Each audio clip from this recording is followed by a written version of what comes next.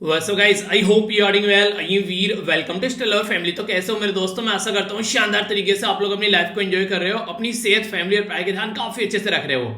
आज है 24 नवंबर और आज का जो डिस्कशन रहने वाला है वो काफी शानदार रहने वाला है। काफी कुछ आज हम लोग डिस्कस करेंगे, पर आगे बढ़ने से पहले एक छोटी सी इन्फॉर्मेशन आप लोगों के साथ में शेयर करनी थी।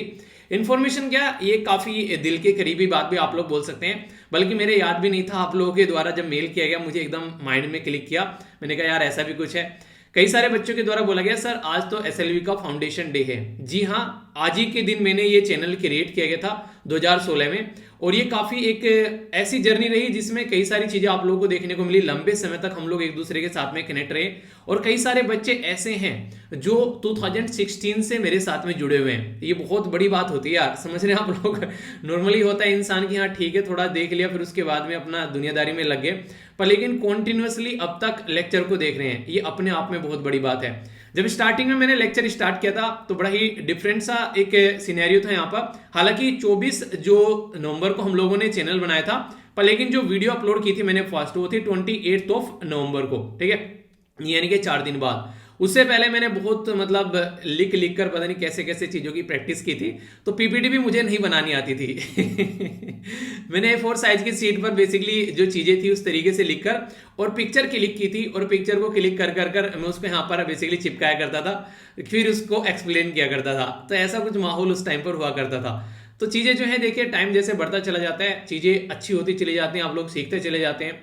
बेसिक बताने का पर्पज यहाँ पर यह है कि जिंदगी में कभी रुकना नहीं है, चाहे किसी भी मुकाम पर आप लोग क्यों ना हो, हमेशा आगे बढ़ते रहो। बहुत सारे जिंदगी में उतराव और चढ़ाव आएंगे आप लोगों की लाइफ में, उनको आप लोगों को ध्यान में रखते हुए उनसे कुछ सीखते हुए आप लोगों को आगे बढ़ते रहना है। तब से बहुत सारी चीजें सीखी, कई सारे सॉफ्टवेयर नए आए, कई सारे माइक चेंज किए, तब से पीपीटी का बनाने का पैटर्न चेंज किया तब से।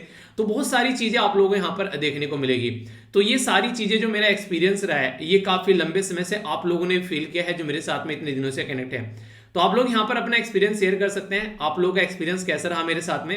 आप लोग बेसिकली क्या करेंगे, 1 मिनट की वीडियो आप लोगों को बनानी है। 1 मिनट से ज्यादा वीडियो नहीं होनी चाहिए, क्योंकि फिर दिक्कत हो जाती है, काफी लेंदी बेसिकली वीडियो हो जाती है जब सारी इकट्ठी करते हैं। तो 1 मिनट की वीडियो जो रहेगी उसको आप लोगों को शेयर करना है वीर 24 तालियान, ये लिंक है टेलीग्राम का, यहां पर आप लोग शेयर कर सकते हैं, या फिर स्टडी लवर वीर @gmail.com पर भी आप लोग सेंड कर सकते हैं। इसमें आप लोग अपना एक्सपीरियंस कैसा रहा और किस साल से आप लोग मेरे साथ में कनेक्ट हैं, ठीक है, किस साल से आप लोग कनेक्ट हैं, यानी कि 16, 17, 18, 19, 20, जब से भी आप लोग कनेक्ट रहे हैं वो अपना ईयर आप लोग बता सकते हैं। इसी के साथ में आप लोगों को क्या अच्छी लगती है वीडियो के बारे में चीजें वो आप लोग बता सकते हैं। कोई भी ऐसा टॉपिक जो आप लोगों ने आज तक लगा है कि यार ये सुन के तो मेरे चक्षु खुल गए थे टॉपिक को, उस टॉपिक के बारे में आप लोग अपना एक्सपीरियंस शेयर कर सकते हैं। तो 28 नवंबर तक यहाँ पर लास्ट डेट है, आप लोग अपना एक्सपीरियंस यहाँ पर शेयर कर सकते हैं। पर कोशिश ये करना है यार वीडियो की लेंथ ना थोड़ी सी छोटी रखना, फिर ना दिक्कत हो जाती है बहुत सारी वीडियो जब मर्ज करता हूँ। और ये सारी वीडियो जो भी वीडियो आप लोग सेंड करेंगे अलग अलग सोशल मीडिया हैंडल पर आप लोगों को देखने को मिलेगी, कोई फेसबुक पर, कोई इंस्टाग्राम पर, कोई ट्विटर पर, कोई टेलीग्राम पर। तो जहां भी मुझे सुटेबल लगेगी जो भी वीडियो डालने लायक उसको मैं वहां पर प्रोवाइड कराऊंगा, ठीक है। तो आप लोग अपना एक्सपीरियंस जरूर शेयर करना, देखता हूं आप लोगों ने क्या क्या सीखा है। मैंने यार बहुत कुछ सीखा आप लोगों से, इतने दिनों से आप लोगों से पता नहीं क्या क्या चीजें सीखता आ रहा हूं। आप लोग जब कमेंट करते हैं, मेल करते हैं, चाहे फेसबुक हो, चाहे इंस्टाग्राम हो, टेलीग्राम, ट्विटर, हर जगह आप लोग कनेक्ट है साथ में। तो ये चीजें जो है एक इस तरीके से सफर ये चलता हुआ आ रहा है, जो रियलिटी में यार एक अपने ही आप में एक चेंजिंग मूवमेंट है। मेरी लाइफ में खासकर बहुत बड़ा चेंज आया, ठीक है। उससे पहले मेरी लाइफ में एक तरीके से बड़ा ही डिफरेंट फेज हुआ करता था, एक स्टूडेंट की तरीके से जिंदगी जीता था और काफी साई नेचर था मेरा, यानी कि मैं ज्यादा लोगों से बातें नहीं करता था, ठीक है। हालांकि नेचर मेरा अब भी ऐसा ही है, पर पता नहीं वीडियो बनाने बैठता हूं तो एक अलग ही नेचर निकल के आता है, वो एक अलग बात है। पर हाँ ये चीजें हैं कि यार एक काम, कोई भी काम अगर दिल से करोगे ना, हमेशा आप लोग उसमें आगे बढ़ते रहोगे, हमेशा आप लोग जो है जिंदगी में आगे चीजों को लेकर चलते रहोगे। तो ये है, बाकी ये लिंक मैं वीडियो के नीचे प्रोवाइड करा दूंगा और कमेंट में भी मैं इसको बेसिकली पिन कर दूंगा, तो यहाँ पर आप लोग अपनी वीडियो सेंड कर सकते हैं, ठीक है। और जिसको यहाँ पर टेलीग्राम पर नहीं है वो जीमेल पर सेंड कर सकते हैं। तो ये थी एक छोटी सी इन्फॉर्मेशन, आई होप कि आप लोग चीजों को एंजॉय कर रहे हो। आइए आगे बढ़ेंगे, काफी शानदार आज का ये डिस्कशन रहने वाला है, काफी कुछ आप लोगों को जानने को मिलेगा। इसी के साथ में यहाँ पर 2 पार्ट में डिस्कशन आप लोगों को देखने को मिलेगा। पहले में हम लोग एडिटोरियल डिस्कस करेंगे और दूसरे पार्ट में आप लोगों को यहाँ पर न्यूज एनालिसिस वाला पोर्शन देखने को मिलेगा। तो सबसे पहले एक बार हम लोग नजर डालेंगे क्या क्या आज हम लोग डिस्कस करने वाले हैं। और जो सुडोकू होता है वो मैंने आप लोगों का शेयर कर दिया था टेलीग्राम के ऊपर, उसको आप लोग जरूर अटेम्प्ट कीजिए। और जो कल भी मैंने आप लोगों से पूछा था उसका भी आंसर आप लोगों को देखने को मिल जाएगा। इससे यार आप लोगों की मेंटल एबिलिटी काफी अच्छी बनेगी, किस तरीके से आप लोग चीजों को देखते हैं। तो इनको जरूर फिल किया कीजिए, टाइम लगता है पर लेकिन आप लोगों का माइंड जो है वो इससे स्टेबल होगा, एग्जाम में काफी फायदा आप लोगों को इससे देखने को मिलेगा। और पूरे दिन में आज का टारगेट आप लोगों का क्या रहने वाला है उसको आप लोग जरूर लिखा कीजिए, और शाम को नैनो मैगजीन के नीचे बता सकते हैं कि कितना आप लोगों ने अपना वो टारगेट है वो अचीव किया है। इससे क्या होता है, इससे आप लोग अपने आप को एनालाइज कर पाते हैं कि हाँ किस तरीके से जिंदगी चल रही है। तो हमेशा अपने आप को चेक करते रहना चाहिए कि हम लोग किस डायरेक्शन में चल रहे हैं, उससे कई सारी चीजें आप लोग को देखने को मिलती है जिंदगी में अच्छे लेवल पर। ठीक है, तो ये है यहाँ पर, तो एक एक कर आर्टिकल पहले ओवरव्यू ले लेते हैं। ये फर्स्ट आर्टिकल आप लोगों को देखने को मिलेगा इंडिया और यूएसए के रिलेशन के बारे में। तो कैथरीन ताई, नाम देखिए ताई, हम लोग हैं ताई नमस्ते। तो ताई जो आते हैं एक तरीके से जो हमारे अंकल होते हैं, इनके ताऊजी होते हैं, उनकी जो वाइफ होती है उसको ताई बोलते हैं, पर लेकिन यहाँ पर इनका नाम है कैथरीन ताई। ठीक है, तो ताई जी आई है हमारे देश के अंदर, तो अपने रिलेशन सुधारने के लिए इंडिया के ट्रेड फील्ड में। तो जानेंगे पूरा आर्टिकल, काफी कुछ आप लोगों को जानने को मिलेगा इस पर्टिकुलर मुद्दे के बारे में। ये दोनों जो मुद्दे हैं यहाँ पर, अभी रिसेंटली कई सारे ऐसे एरिया हैं जहां पर जो मिलिट्री कू देखने को मिला। ठीक है, जैसे सबसे बड़ी बात की जा रही है सूडान के अंदर में, ऐसे कुछ हरकतें आप लोगों को कई जगह और भी देखने को मिल रही है। जैसे कि अगर बात करें अभी आप लोगों को जो खासकर म्यांमार वाले रीजन में, तो कई जगह ऐसी कंडीशन देखने को मिल रही है। तो क्या क्या माहौल बनता है, मैप बेस्ड क्वेश्चन भी आप लोग यहां से बन सकते हैं, तो काफी डिटेल में डिस्कस करूंगा बैकग्राउंड के साथ में, तो कोई भी कंफ्यूजन आप लोगों को देखने को नहीं मिलेगा। कंबाइन कर देखेंगे, मैप कई सारे दिखाऊंगा ताकि क्वेश्चन बने एग्जाम में, तो आप लोगों को कंफ्यूजन में न आए। ठीक है, ये काफी इंपॉर्टेंट आर्टिकल बोल सकते हैं इन्वायरमेंट के पॉइंट ऑफ से। अभी रिसेंटली 4 जो धाम है हमारे देश में उनको कनेक्ट करने की बात की जा रही है, तो उसी के चलते यहां पर ये आर्टिकल लिखा गया है। आखिर किस तरीके से ये मुद्दा जो है सुप्रीम कोर्ट में पहुंचा और सुप्रीम कोर्ट ने गवर्नमेंट को क्या बोला, तो सारी बातें आप लोगों को जानने को मिलेगी। तो कई सारी इंटरेस्टिंग फैक्ट जो है आप लोग यहां पर समझ पाओगे। ये साइड वाला आर्टिकल है, थोड़ा सा मुझे डिफरेंट आर्टिकल देखने को मिला। आप लोगों से यहां से डायरेक्ट क्वेश्चन अगर बने तो 2 ऑर्गेनाइजेशन के बारे में आप लोगों से बात करूंगा यहां पर। ठीक है, एक तो यहां पर इंटरनेशनल लॉ कमीशन और दूसरा यहां पर इंटरनेशनल कोर्ट ऑफ जस्टिस। तो यहां पर हमारे देश के कई बार मेंबर जो होते हैं उनको अपॉइंट किया जाता है। तो दिक्कत ये रहती है कि एक स्पेशलिस्ट को अपॉइंट नहीं किया जाता है, नॉर्मली जो गवर्नमेंट के डिप्लोमेट्स होते हैं उन्हीं को अपॉइंट कर देते हैं। तो आखिर ये मुद्दा क्या है, इसके अंदर क्या ट्रांसपेरेंसी आनी चाहिए, तो डिफरेंट आर्टिकल है, पता होना चाहिए आप लोगों को इनके बारे में। और 2 ऑर्गेनाइजेशन है उनके बारे में क्वेश्चन भी आप लोगों से पूछा जा सकता है, उनके बारे में मैं आप लोगों से डिटेल में डिस्कस करूंगा। कई बार ऐसा होता है ना कि ऑर्गेनाइजेशन के बारे में क्वेश्चन बन जाता है, तो इस तरीके से इसको भी हम लोग लेकर अच्छे से चलेंगे। ये साइड में जो आर्टिकल है यहाँ पर, ये आप लोगों को पता है हमारे देश में जो आंध्र प्रदेश और तेलंगाना थे, ये 2014 में दोनों अलग अलग हो गए थे। तो 2014 में जब ये अलग हुए उस टाइम पर मुद्दा ये था कि यार चलो हैदराबाद के अंदर, अभी जो कैपिटल के अंदर जो इनका पूरा एस्टेब्लिशमेंट है वहीं से ही गवर्नमेंट चलाई जाएगी दोनों। पर लेकिन जल्दी ही यहाँ पर आंध्र प्रदेश ने बोला यार तुम्हारी हमें जरूरत नहीं है, हम लोग अपना अलग से जुगाड़ कर लेंगे। तो आंध्र प्रदेश ने अलग से जुगाड़ कर लिया। तो अभी बोला यह जा रहा है कि अगर आज की डेट में आप लोग यहाँ पर इस जो बिल्डिंग है जो पुरानी बनाई गई है उसको डिमोलिश करके एक नई बिल्डिंग बनाएंगे, तो यार इससे क्या होता है, कई बार जो एक सिस्टम चल रहा होता है, एडमिनिस्ट्रेशन चल रहा होता है, उसमें कई सारी दिक्कतें देखने को मिलने लगती है। क्योंकि ये जो बिल्डिंग इनके द्वारा डिसाइड की गई थी, इसमें बोला गया था कि इसको क्या करेंगे 58 और 42 के रेशियो में हम लोग डिवाइड कर लेंगे। यानी कि इस बिल्डिंग का 58% जो है वो आंध्र प्रदेश यूज करेगा और 42% जो है वो तेलंगाना यूज करेगा एडमिनिस्ट्रेशन चलाने के लिए। क्योंकि अभी अभी अलग अलग चीजें हुई थी, तो बोला यह जा रहा था कि आने वाले टाइम में जल्दी ही, यानी कि 2014 में ये अलग हुए थे और टारगेट ये था कि 2024 तक का हम लोग अलग अलग बिल्डिंग बना लेंगे और फिर अपना एडमिनिस्ट्रेशन चलाएंगे। तो उसी के चलते आंध्र प्रदेश ने तुरंत ही अपना अलग से जुगाड़ कर लिया। आंध्र प्रदेश बोला कि हम तो अमरावती में अपना सिस्टम स्टेब्लिश करेंगे।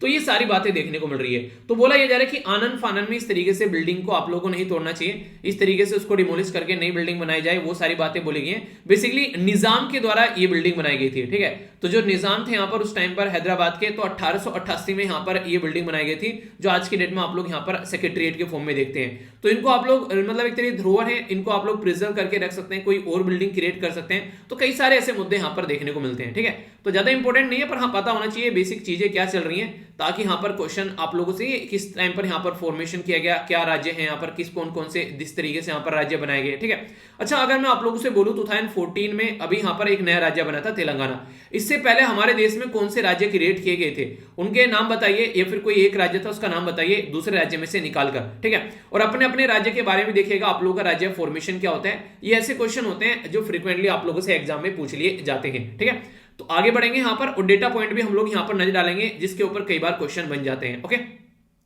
तो सबसे पहले मैं आप लोगों से जो आर्टिकल डिस्कस करने वाला हूं यहां पर, वो एक इंपॉर्टेंट आर्टिकल हम लोग डिस्कस करेंगे यहां पर पर्टिकुलर इसी केस के बारे में। आप लोगों ने देखा हमारी कंट्री के एक काफी इंपॉर्टेंट पर्सनैलिटी यहां पर अभी पाकिस्तान की जेल में बंद है, कुलभूषण जाधव जी। ये एक फॉर्मर नेवल ऑफिसर थे और इनको पकड़ा गया बेसिकली कहां, इनको पकड़ा गया पाकिस्तान बॉर्डर के पास से, यहां पर बेसिकली ईरान से इनको पकड़ा गया। ठीक है, तो ईरान ने बोला कि ये क्या कर रहे थे, यहां पर जासूसी कर रहे थे। तो उसके चलते ईरान जो पाकिस्तान की जो मिलिट्री है, पाकिस्तान ने पकड़ा यहां पर इनको ईरान के पास से बॉर्डर से बेसिकली, और बोला कि ये जासूसी कर रहे थे और इनकी पाकिस्तान की मिलिट्री ने इनको फांसी की सजा सुना दी जासूसी के केस में। तो तभी यहां पर जो केस है ये इंटरनेशनल कोर्ट ऑफ जस्टिस में पहुंचा। तो इंटरनेशनल कोर्ट ऑफ जस्टिस यहां पर न्यूज में आ गया। पर लेकिन जितना न्यूज में इंटरनेशनल कोर्ट ऑफ जस्टिस था उतने ही न्यूज में यहां पर दलवीर भंडारी भी उस टाइम पर न्यूज में थे। दलवीर भंडारी जो है हमारी कंट्री के जज हैं इंटरनेशनल कोर्ट ऑफ जस्टिस में। तो बोला यह गया था कि इंडिया को यहां पर सपोर्ट मिलने वाली है। तो उसी से रिलेटेड मैं आर्टिकल आप लोगों से डिस्कस करूंगा। पहले सारी बातें समझिए आखिर मुद्दा क्या है, फिर हम लोग आगे आर्टिकल देखेंगे। पता होना चाहिए क्या चल रहा है पाकिस्तान को। हालांकि इस चीज को लेकर दिक्कत भी थी कि इस तरीके की चीजें, ठीक है। बात करते हैं यहां पर सबसे पहले, अभी यहां पर क्या किया गया, हमारी कंट्री के एक पर्टिकुलर पर्सनैलिटी जिनका नाम है बिमल पटेल। बिमल पटेल को इंटरनेशनल लॉ कमीशन के अंदर अपॉइंट किया गया। हमारी कंट्री की साइड से अपॉइंट नहीं किया गया, मतलब एक तरीके से उनको जब नॉमिनेट किया गया हमारी कंट्री की साइड से, जब उनको यहां पर चुना गया।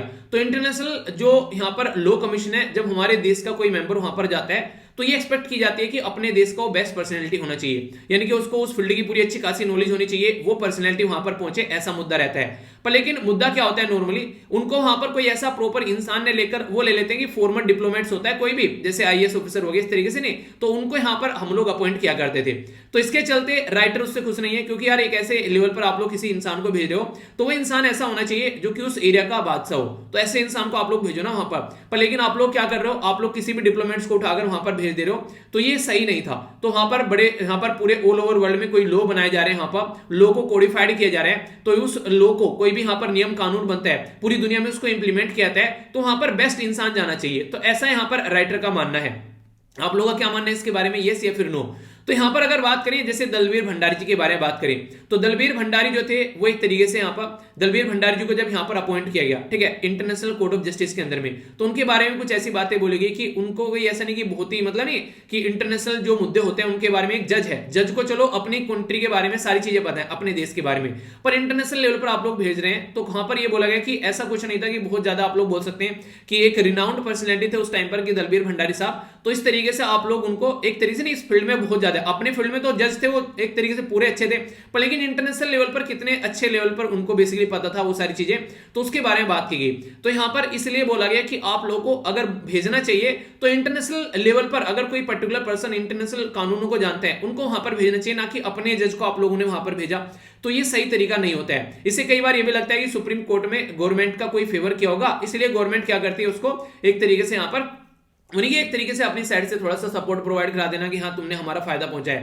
तो इसके चलते मुद्दा ये रहता है कि अब तक भी हमारे देश में कैंडिडेट को जैसे नॉमिनेट किया जाता है, किसी को पता नहीं है कि किस बेस पर उसको नॉमिनेट करते हैं, कोई ट्रांसपेरेंसी नहीं है, जिसको मन करता है उसी को उठाकर वहां पर भेजा जाता है। तो इसके चलते कई बार ये लगता है कि पक्षपात हो सकता है इसके अंदर, भाई भतीजावाद हो सकता है, यानी कि दो शब्द यहाँ पर फेवरेटिज्म और नेपोटिज्म। तो ये मुद्दे भी यहाँ पर कई बार आप लोगों को देखने को मिल सकते हैं। तो इनके बारे में आप लोगों को काम करना चाहिए, ये गलत तरीका है। यहाँ पर एक प्रॉपर प्लान होना चाहिए ना किसके तरीके से आप लोग ये काम कर रहे हैं। तो इसी तरीके से जैसे मैंने अभी बताया यहाँ पर, तो इंटरनेशनल जो लॉ कमीशन है वो एक ऐसी बॉडी है इंटरनेशनल लेवल पर कानून बनाती है। उसके अंदर आप लोगों को देखने को मिलेगा 34 के करीब इंडिविजुअल रहते हैं जो रिकॉग्नाइज रहते हैं और अपने अपने फील्ड के बादशाह रहते हैं। उनको यूनाइटेड नेशन असेंबली के द्वारा हर 5 साल के लिए इलेक्ट किया जाता है। तो वहां पर एक ऐसे इंसान को भेजना चाहिए जो कि अपने खेल का खिलाड़ी हो, पूरा अपने फील्ड का। तो यहां पर जो इंटरनेशनल लॉ कमीशन के बारे में कोई आप लोगों से पूछने लगे तो याद रखना, कांग्रेस ऑफ वियना जब यहां पर एक बैठक हुई थी, वियना कहां पर है, ये ऑस्ट्रिया के अंदर है। तो वहां पर यहां पर 19th जो सेंचुरी है वहां पर तब ये सारी चीजें देखने को मिलेगी। इंटरनेशनल लेवल पर ऐसे कानून बनने चाहिए, ऐसे लॉ बनने चाहिए जिसको हम लोग ढंग से इंप्लीमेंट करके चल सके। तो वो सारे मुद्दे सामने निकल कर आए। तो उसके चलते यहां पर सारी चीजें देखने को मिली कि 1947 में हम लोगों ने इसको बना दिया। तो यूनाइटेड नेशन चार्टर के तहत यहां पर ये स्टैब्लिश कर दिया गया। पर लेकिन यहां पर जो इंसान भेजे जा रहे हैं, अगर यहां पर इंटरेस्टिंग चीज इनके द्वारा ये बताई गई है कि अगर आप लोग कुछ कंट्री के नाम में आप लोग को बताऊं, जैसे कि यहां पर अगर बात करेंगे ऑस्ट्रेलिया की साइड से एक इंपॉर्टेंट प्रोफेसर भेजे गए जो कि उस फील्ड के बादशाह थे। इसी तरीके से जर्मनी के साइड से भी काफी इंपॉर्टेंट रिनाउंड पर्सनैलिटी यहाँ पर भेजे जाते हैं। यूके भी ऐसे ही करता है, पर हमारी कंट्री में किसको भेजते हैं, हमारी कंट्री से डिप्लोमेट्स को भेजते हैं। जबकि डिप्लोमेट जो होता है हालांकि उसको सारी चीजों की थोड़ी थोड़ी नॉलेज होती है, पर लेकिन अपने फील्ड में तो उस फील्ड में जिसको भेजा गया जिस फील्ड के लिए उस फील्ड में उसको फुल नॉलेज होनी चाहिए, ये मुद्दा यहाँ पर रखा गया था। तो इस तरीके से चीजों को लेकर चलना था, पर लेकिन ऐसा यहाँ नहीं किया जा रहा है। और इसी के साथ में यहाँ पर क्या मुद्दा आप लोग लेकर चल रहे हैं, क्या ट्रांसपेरेंसी है, किस तरीके से आप लोग यहाँ पर नॉमिनेट कर रहे हैं, उसमें भी कोई ट्रांसपेरेंसी नहीं देखने को मिलती है।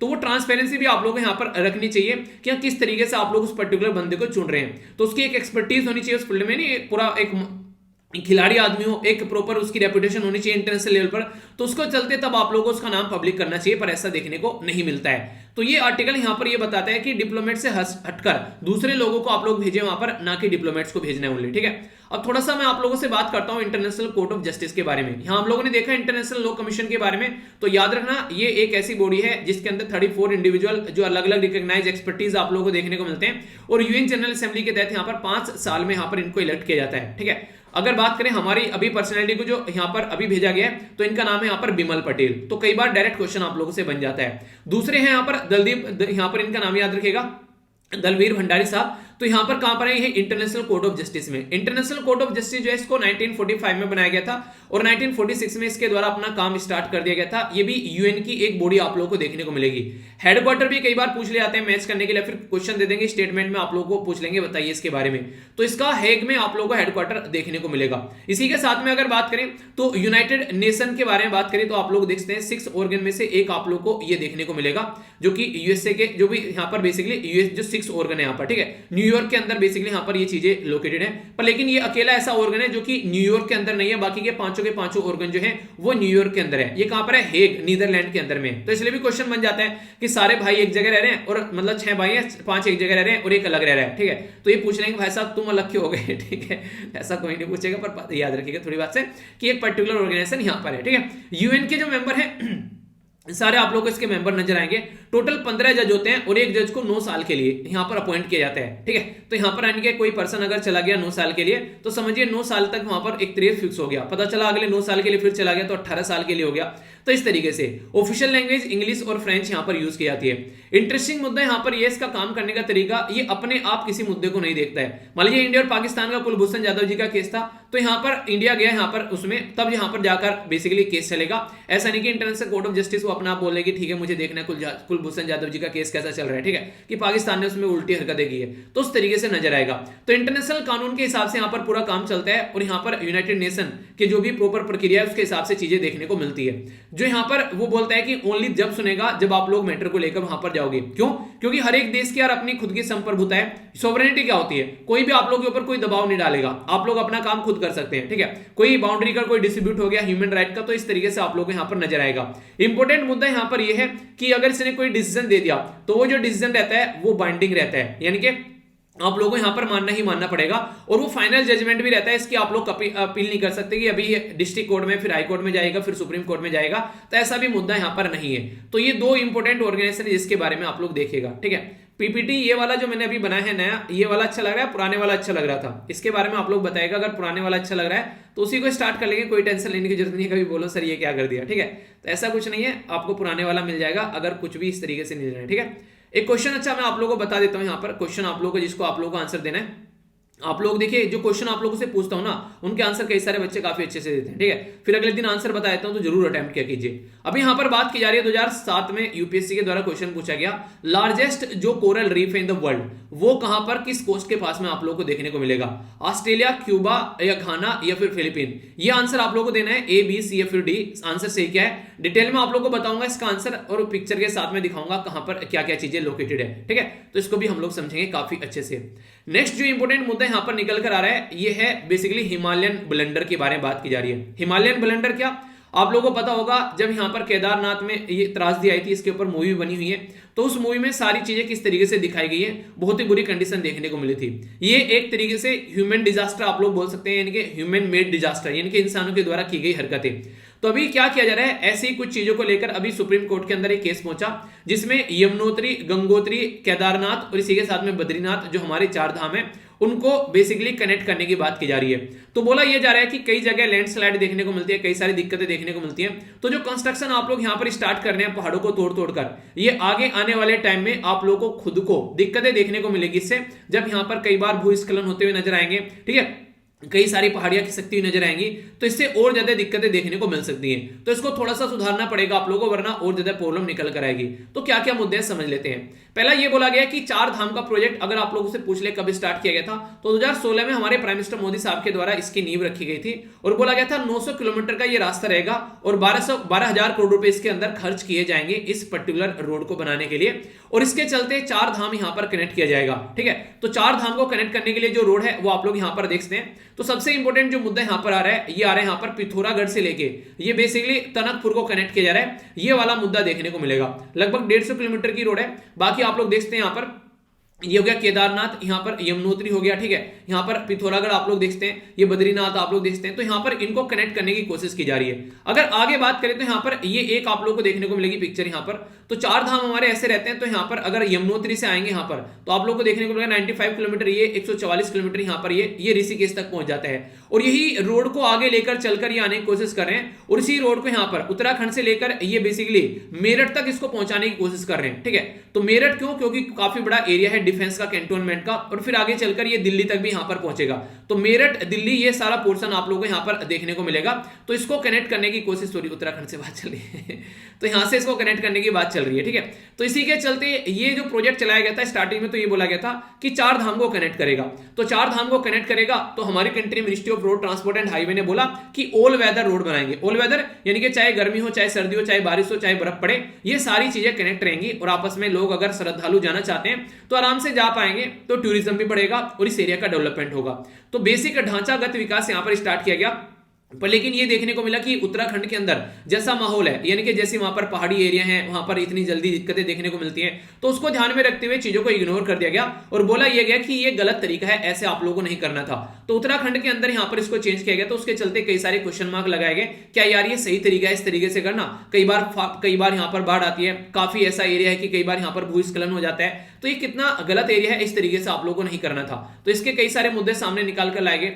तो आगे जब बात करें तो बोला यह गया था टूरिज्म के लिए हम लोग को इसको बनाना है। पर लेकिन जैसे ये बनना स्टार्ट हुआ तो गवर्नमेंट ने यहां पर कल्टी मारी, और वही कल्टी जो है वो लोगों को और सुप्रीम कोर्ट को पसंद नहीं। बोला कि ये टूरिज्म के लिए नहीं है, हम लोग इसको इंडिया और चाइना बॉर्डर को कनेक्ट करने के लिए बना रहे हैं। ठीक है, इंडिया और चाइना बॉर्डर तक पहुंच रहे हैं चीजें, क्यों, क्योंकि कल को चलकर चाइना उल्टी सीधी हरकतें करता है तो हम लोग उसके साथ में अपनी जो रोड है उसको कनेक्ट कर यहां पर पहुंचा पाएंगे अपना सामान। यानी कि एक तरीके से कल को कोई भी दिक्कत होती है तो हम लोग अपना सामान भी पहुंचा पाएंगे। गवर्नमेंट हालांकि सही सोच रही है, अगर उस तरीके से देखो कहीं ना कहीं अगर कोई एक चीज है, मान लीजिए आप लोग बोलो कि हम लोग कोई एक मोबाइल खरीद कर लेकर आए, आप लोग बोले नहीं ये मोबाइल ना मुझे बस फोन सुनने के लिए यूज करना है, ना तो इसमें हम लोग अलार्म लगाएंगे, ना हम लोग इसमें यूट्यूब की वीडियो देखेंगे, ना हम लोग इसमें गेम खेलेंगे, ना हम लोग इसमें और भी कोई चीज हम लोग कर सकते हैं, इंटरनेट सर्फिंग करेंगे, हम लोग बस इसमें हम लोग फोन सुनेंगे, उसके लिए लाएं, ऐसा थोड़ी ना होता है। तो रोड जो बनाई जा रही है तो गवर्नमेंट ने बोला यार इसको और थोड़ा सा अच्छे से बनाते हैं और उसको स्ट्रेटेजिक पॉइंट ऑफ व्यू से भी हम लोग यूज कर लेंगे। तो ये जो केस था ये सुप्रीम कोर्ट में पहुंचा, तो सुप्रीम कोर्ट में इसके ऊपर सुनवाई चल रही है। सुप्रीम कोर्ट ने गवर्नमेंट से पूछा भाई साहब बना तो किस लिए रहते हैं, बोल आप लोगों ने नेशनल सिक्योरिटी का नाम लगा दिया इसके अंदर में, तो किस तरीके से आप लोग इसको लेकर चलना चाह रहे हो। तो यहां पर अगर ढांचागत जो विकास किया जा रहा है तो रोड हिली एरिया में आप लोग बना रहे हैं, ये भी तो देखो कितनी सेफ है, किस तरीके से आप लोग लेकर चल रहे हो। क्योंकि यहां पर ये जो हिमालयन वाला रीजन है, यहां पर कहीं ना कहीं इसको देवताओं का वास माना जाता है, और यहां पर जब ऐसी त्रासदी आप लोग को देखने को मिलेगी तो ये इस तरीके से काफी दिक्कतें निकलकर सामने नजर आएंगी। डेवलपमेंट सही है अपनी जगह, आप लोग डेवलपमेंट करिए, हम लोग उसको मना नहीं करते हैं, पर ये भी तो देखिए किस एरिया में कितना डेवलपमेंट आप लोगों को करना है। तो ये मुद्दे यहां पर निकल कर आए। तो इनके द्वारा जो मुद्दे यहां पर रखा गया है कि हम लोग 4 धाम की जो रोड है इंडो चाइना के साथ में कनेक्ट कर उसको देख रहे हैं, और इसमें खासकर जो मुद्दा निकल कर आ रहा है यहाँ पर, जो मैंने अभी बताया ना आप लोगों को, एक पर्टिकुलर जो रोड है यहाँ पर ये, ठीक है, तो ये है यहाँ पर टनकपुर से पिथौरागढ़, ठीक है, तो ये जो लगभग 125 किलोमीटर का यहाँ पर ये रास्ता आप लोगों को देखने को मिलेगा। 150 या 25 मतलब ये अलग अलग लिख रखा है, उसको ध्यान में देना, ठीक है। तो लगभग 150 किलोमीटर का आप लोग बोल सकते हैं यहाँ पर पिथौरागढ़ से टनकपुर, तो इसको कनेक्ट करने की बात यहाँ पर की गई इनके द्वारा। तो यहां पर जो प्रोजेक्ट था ये किस लिए चलाया गया था, तो ये बोल रहे हैं कि अब आर्मी के लिए इसको यूज किया जाएगा, क्योंकि कल को चलकर अगर कोई चाइना बॉर्डर पर कोई उल्टी सीधी हरकतें होती है तो देहरादून से मेरठ को कनेक्ट कर और फिर आगे चलकर इसको दिल्ली तक भी आराम से कनेक्ट किया जा रखा है, तो यहां तक ये कनेक्ट हो जाएगा। तो यहां पर फिर आसानी से हम लोग अपनी मिसाइल है, कोई मशीनरी लेकर आनी है तो उसको लेकर आ जाएंगे और सारा मुद्दा जो है वो आसानी से निपट जाएगा। तो चार धाम का जो प्रोजेक्ट है वो किस लिए बनाया गया था, अब ये किस लिए चल रहा है, तो उसी के चलते यहां पर ये कंट्रोवर्सी क्रिएट हो गई कि यार ये किस लिए चल रहा है, क्योंकि एनजीओ है यहां पर, कई सारी एनजीओ यहां पर पहुंच गई कि ये तो इन्वायरमेंट को नुकसान पहुंचा रहा है। तो यहां पर इसी के चलते जो 690 हेक्टेयर जो फॉरेस्ट एरिया है उनको भी यहां पर डिस्ट्रॉय करेगा ये, ठीक है। 20 मिलियन क्यूबिक के करीब जो सोइल है पर्टिकुलर एरिया से, वो वहां से निकाल कर एक तरीके से साइड में की जाएगी। यानी कहते हैं वहां पर जहां पर आप लोग कई अंडरपास बनाते हैं, कोई हाईवे बनाते हैं, तो मिट्टी अभी निकलती है, इधर उधर काम चलता है वो सारा, तो सारी चीजें देखने को मिलेगी। तो इसके चलते आने वाले टाइम में ये लग रहा है कि काफी ज्यादा दिक्कतें देखने को मिल सकती है, क्योंकि कई सारे ब्लास्ट किए जाते हैं रोड कंस्ट्रक्शन करने के लिए, वहां पर नहीं पहाड़ को तोड़ा जाता है, चट्टानों को, तो उसके चलते वहां पर कई बार भूस्खलन के चांस काफी ज्यादा यहां पर हो जाते हैं। तो इसके चलते आप लोगों को डिजास्टर को ध्यान में रखना है, ना कि आप लोग इस तरीके से आनंद फानंद में काम करोगे। तो ये पूरा मुद्दा है, आप लोगों की क्या राय है, ये बनना चाहिए नहीं बनना चाहिए। देखिए यार, डिफेंस की सिक्योरिटी के पॉइंट ऑफ से भी इंपॉर्टेंट है, ठीक है, पर लेकिन इन्वायरमेंट के पॉइंट ऑफ से भी इंपॉर्टेंट है। तो बुद्धा वाला पाथ लेकर चलो, जब भी आंसर राइटिंग में आप लोग सजेशन लिखो तो हमेशा बोलो कि एक मिड पाथ लेकर हम लोग इसके लिए चल सकते हैं, बुद्धा वाला पाथ, यानी कि दोनों ही काम यहां पर हो जाए और इन्वायरमेंट को ज्यादा से ज्यादा ध्यान में रखा जाए, क्योंकि पता चला कल को रोड तो बना ली पर वहां पर डिजास्टर हो गया, लोगों की जान चली गई। तो जान है तो जान है, सबसे पहले तो लोगों के ऊपर ध्यान रखना चाहिए, तो कोई भी ब्लंडर नहीं होना चाहिए। तो इसके लिए क्या करना है, तो इन्वायरमेंट इंपैक्ट असेसमेंट ढंग से कर लेना है कि अगर यहां पर कोई रोड बनती है तो कितना उसका इंपैक्ट पड़ सकता है, कितनी वो वहां पर एक तरीके से सही है, क्या दिक्कतें देखने को मिल सकती है। तो जो साइंटिफिक लोग होते हैं उस पर्टिकुलर एरिया से कनेक्टेड, उनको आप लोग लेकर आओ और उसके बेस पर आप लोग काम करो, तो सॉल्यूशन आप लोग को निकलता हुआ नजर आएगा। तो ये मुद्दा है, आई होप कि आप लोगों के माइंड में इसको लेकर क्लैरिटी आई होगी, ठीक है। तो काफी इंपॉर्टेंट मुद्दा है यहाँ पर ये, इसके बारे में याद रखिएगा। और हाँ, फिर से मैं आप लोगों को बता दूं, क्वेश्चन आंसर जो होते हैं वो आप लोगों को बेसिकली टेलीग्राम पर पोस्ट कर देता हूँ और फेसबुक पर भी पोस्ट कर देता हूँ। डेली 2 क्वेश्चन आप लोग यहाँ पर देखने को आप लोगों को मिल जाते हैं, तो उनको अटेम्प्ट किया कीजिए। और ये सुडोकू वगैरह में पोस्ट कर देता हूँ जो भी आप लोगों से यहाँ पर पूछा जाता है, ठीक है। तो सुडोकू जो भी अटेम्प्ट करता है उसका आंसर भी आप लोगों को मिल जाता है, ठीक है। तो आप लोग इसको जरूर अटेम्प्ट किया कीजिए। और इसी के साथ में जो क्वेश्चन भी मैं आप लोगों से पूछता हूँ, उनके आंसर भी यहाँ पर आप लोग को देखने को मिल जाते हैं। और आंसर राइटिंग ग्रुप में जाकर आप लोग आंसर भी जरूर लिखिएगा, ठीक है। कई सारे बच्चे यहाँ पर आंसर लिख रहे हैं काफी अच्छे से, तो आप लोग भी यहाँ पर जरूर अच्छे से आंसर लिखिए, ओके। और बाकी सारी पीडीएफ आप लोगों को यहाँ पर मिली जाती है टेलीग्राम पर, तो इसका पार्ट बन सकते हैं। 1,45,000 से भी ज्यादा मेंबर यहाँ पर जुड़े हैं, फ्री ऑफ कॉस्ट है सारी चीजें, तो आप लोग इसको एंजॉय कर सकते हैं, ओके। आगे चलते हैं, यहाँ पर सूडान कू के बारे में बात की जा रही है। तो ये क्या होता है, इसको तख्ता पलट नॉर्मली बोलते हैं। तो तख्ता पलट अभी यहाँ पर सूडान के अंदर देखने को मिला। तो सबसे पहले तो आप लोग सूडान को देखिए, सूडान एग्जैक्टली लोकेटेड कहां पर है। तो ये है अपनी प्यारी कंट्री, इसके कंपेयर में अगर आप लोग सूडान देखेंगे तो सूडान आप लोगों को नजर आएगा यहाँ पर एग्जैक्ट, ठीक है। तो यहाँ पर सूडान हो गया। सूडान की कैपिटल है खार्तूम, नीचे साउथ सूडान है, उसकी कैपिटल है जूबा। ये सूडान और साउथ सूडान दोनों एक दूसरे के भाई हुआ करते थे, पर लेकिन भाई जो है वो अलग हो गए 2014 में, 2011 में। 2011 में क्या हुआ, 2011 में दोनों कंट्री अलग अलग हो गई। अब यहाँ पर ये सूडान बन गया और ये साउथ सूडान बन गया। अभी जो हमारा मुद्दा यहाँ पर रहने वाला है, आप लोग को देखने को मिलेगा, जो भी दिक्कतें देखने को मिल रही है उसके बारे में हम लोग जानेंगे कि क्या क्या दिक्कतें यहाँ पर निकल कर आ रही है। तो काफी इंपॉर्टेंट आर्टिकल है, ढंग से समझेंगे, कंफ्यूज मत होना। पूरा आर्टिकल जो रहेगा वो सूडान के बारे में रहेगा, ना कि साउथ सूडान के बारे में। तो सूडान इसलिए भी इंपॉर्टेंट यहां पर हो जाता है क्योंकि जब सूडान को आप लोग देखोगे तो ये रेड सी के साथ में कनेक्ट करता है, और रेड सी वैसे काफी इंपॉर्टेंट एरिया हो जाता है क्योंकि यहां पर कई सारी और भी दिक्कत देखने को मिल जाती है। इधर यहां पर सऊदी अरेबिया हो गया, इधर यमन हो गया, इनके बीच में झड़प चल रही होती है। तो ये जो जहां जहां पर लड़ाई चल रही होती है, एग्जामिनर क्या कहता है, उस पर अपनी चोंच गड़ा के बैठता है और वहीं जाकर लार टपकाता है उस क्वेश्चन पर कि हाँ यार ये क्वेश्चन पूछा जा सकता है, बच्चों को यहां से देखा जाएगा। तो पूरा मैप भी मैं आप लोग को दिखाऊंगा ताकि कोई भी कंफ्यूजन आप लोग को देखने को न मिले। तो अगर आप लोग इसको देखेगा ढंग से इस तरीके से, तो ये सूडान आप लोग को देखने को मिलेगा। कई बार क्वेश्चन भी आप लोगों से पूछ ले आते हैं कि इस एरिया को कौन कौन सी कंट्री टच करती है, तो ये भी आप लोग हल्का हल्का सा आइडिया रख सकते हैं। जैसे रेड सी के बारे में मैंने आप लोग को कल ही जो वीडियो आई थी मॉर्निंग में, कल की जो वीडियो है मतलब नैनो मैगजीन, उसमें मैंने डिटेल में सारा मैप आप लोगों को पढ़ाया था, ठीक है। तो यहां पर कोई पूछ ले आप लोगों से रेड सी के बारे में, तो रेड सी के साथ में टोटल कितनी कंट्री टच करती है, तो Yemen, Saudi Arabia, Egypt, Sudan, Sudan है यहाँ पर, ठीक है। इसी के साथ में यहाँ पर एडिटेरा हो गया और जिबूती। तो 6 कंट्री यहाँ पर आप लोगों को टच करती नजर आएंगी, ठीक है। तो इनके बारे में डायरेक्ट आप लोगों से क्वेश्चन पूछा जा सकता है। तो ये 6 कंट्री आप लोगों को देखने को मिलेगी। अगर कोई आप लोगों से क्वेश्चन पूछ ले तो कंफ्यूज आप लोगों को यहाँ पर नहीं होना है कि अच्छा ये कौन कौन सी कंट्री है, ठीक है। तो ये एक बेसिक मैप बेस्ड क्वेश्चन आप लोगों का बन जाएगा। कौन कौन किस किस को कनेक्ट करता है, तो इसके बारे में क्वेश्चन आप लोगों से बन जाते हैं कई बार, वो भी मैं आप लोगों को बताऊंगा। पहले हम लोग मुद्दा समझ लेते हैं कि ये साउथ सूडान का मुद्दा क्या है और कहां कहां से कहानी स्टार्ट होती है। काफी लंबे समय तक जब कोई किसी कंट्री पर रूल करता है तो उस टाइम पर दिक्कत ये निकल कर आती है, यार ये इंसान तो जो यहाँ पर बैठ ही गया, ये जाने का नाम ही नहीं ले रहा है। तो यहाँ पर एक पर्सनैलिटी थी जिनका नाम था यहाँ पर उमर अल बसर। उमर अल बसर जो थे यहाँ पर, ये लगभग 3 डेकेड का मतलब है लगभग 30 साल तक कोई इंसान सर पर नाचता रहे तो कैसा लगेगा आप लोगों को। तो ये सर पर नाच रहे 30 साल तक, और वो भी अगर ढंग का काम न करे। तो जब यहाँ पर बात करें कि यार अब डेमोक्रेसी लेकर आते हैं, तो बोले कि चलो डेमोक्रेसी लेकर आते हैं, काफी दिनों तक आप लोगों ने यहाँ पर नरसंहार कर लिए। तो यहाँ पर अप्रैल 2019 में बोला कि एक ट्रांजिशन फेज आया। ट्रांजिशन फेज मतलब अब थोड़ा थोड़ा डेमोक्रेटिक चीजें होना स्टार्ट होंगी। तो यहाँ पर बोला यह गया कि सिविलियन और जो मिलिट्री पावर है वो दोनों मिलकर काम करेंगे। यहाँ पर एक ऐसा एग्रीमेंट हुआ कि चलो पर मिलिट्री वाले भी और जो गवर्नमेंट है वो मिलकर काम करते हैं और फिर यहाँ पर सोल्यूशन निकालते हैं जो भी दिक्कतें देश के चल रही है। यानी कि सिविलियन गवर्नमेंट और जो मिलिट्री है वो साथ में आ गए और दोनों ने मिलकर एक गठबंधन बनाया और दोनों ने मिलकर एक सोवरन काउंसिल बनाई, जो बोला कि सोवरन काउंसिल यहां पर 2023 तक रहेगी और 2023 के बाद में फिर हम लोग इलेक्शन कंडक्ट कराएंगे और फिर डेमोक्रेटिकली इलेक्टेड गवर्नमेंट यहां पर आएगी। यानी कि उन्हें कहते हैं चल यार इस तरीके से मिलकर काम करेंगे। तो मिलिट्री आई और यहाँ पर गवर्नमेंट आई, जो सिविलियन थी उनके द्वारा बोला गया चल भाई मिलके देश को सुधारते हैं। वो बोले चल ठीक है यार सुधारते हैं, पर लेकिन सारी चीजें साथ साथ नहीं चल पाती। आप लोगों को देखने को मिलेगा भाइयों के बीच में लड़ाई हो जाती है मुद्दों को लेकर, पावर को लेकर, पैसे को लेकर, जमीन जायदाद को लेकर। यहाँ तो फिर भी एक तरीके से पॉलिटिशियन है जो कि इसी बात के ऊपर लड़ने मरने के लिए तैयार रहते हैं, उनके तो खून में ही पॉलिटिक्स घुसी रहती है। तो कुछ ही टाइम के बाद में मिलिट्री जो है वो सिविलियन गवर्नमेंट को बोलने लगी यार ये गलत आदमी है, ये ना हमारे साथ में धोखा कर रहे हैं। यानी कि एक तो मैनेजमेंट को ढंग से लेके नहीं चल रहे हैं, दूसरे यहाँ पर एक तरीके से मोनोपोली क्रिएट करने की कोशिश कर रहे हैं, यानी कि हमारी सुन ही नहीं रहे हैं, अपनी अपनी चला रहे हैं। ठीक है, तो आर्मी जो था वो यहाँ पर गुस्से में आ गया। यानी कि आर्मी को ये लगा यार ये तो फालतू की चीजें हो गई, हम लोग बोल रहे हैं कि मिलकर काम करेंगे देश को सुधारेंगे, पर लेकिन इन्होंने ऐसा कुछ किया ही नहीं। तो आर्मी को जब गुस्सा आ गया तो फिर यहाँ पर दिक्कतें देखने को मिलने लगी। अब यहाँ पर जो कोएलिशन था एक तरीके से मिलकर काम चला रहे थे, गठबंधन में चीजें चल रही थी। तो यहाँ पर कोएलिशन जो था उसके अंदर भी कई सारे जो ऐसे लोग रहते ना जो जिनका खून गर्म रहता है, जो कूद कूद कर आते हैं, तो इस तरीके कई सारे लोग निकल कर आए। पॉलिटिकल पार्टी जो थी उन्होंने अपने आप को आर्म फोर्स के साथ में खोला, एक तरीके से यानी आर्म फोर्स के साथ में मिल गए और उन्होंने सिविलियन गवर्नमेंट को बेसिकली साइड में उठा के फेंक दिया। यानी कि आर्मी के साथ में मिल गई जो अपोजिशन वाले और कई सारे जो रिबेल ग्रुप थे, और उन्होंने बोला कि सिविलियन गवर्नमेंट को उठाकर फेंको, और यहाँ पर एक तख्ता पलट कर दिया गया, यानी कि आर्मी के द्वारा कू कर दिया गया। इसका मतलब होता है कि पूरी पावर आर्मी ने ले ली। ये बिल्कुल ऐसे ही फंडा आप लोगों को देखने को मिलेगा जैसे म्यांमार में आप लोगों ने देखा। म्यांमार में यहाँ पर आंग सान सुई की जो गवर्नमेंट थी उसको उठाकर फेंक दिया और वहां पर आर्मी जो है वो पावर में आ गई।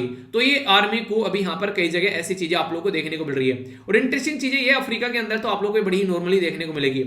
अफ्रीका के अंदर अगर आप लोग जाओगे तो आप लोगों को एक फंडा नजर आएगा। वहां पर एक बार कोई पावर में आ जाता है ना तो उनको ये लगता है कि दहेज में मिल गई है सरकार, अब उसको छोड़ने के लिए तैयार नहीं रहते हैं। तो ये बड़ा ही एक अलग सा फंडा आप लोगों को अफ्रीका के अंदर देखने को मिलता है, जो कि गलत है। उसको बार बार हालांकि सुधारने की कोशिश की जाती है।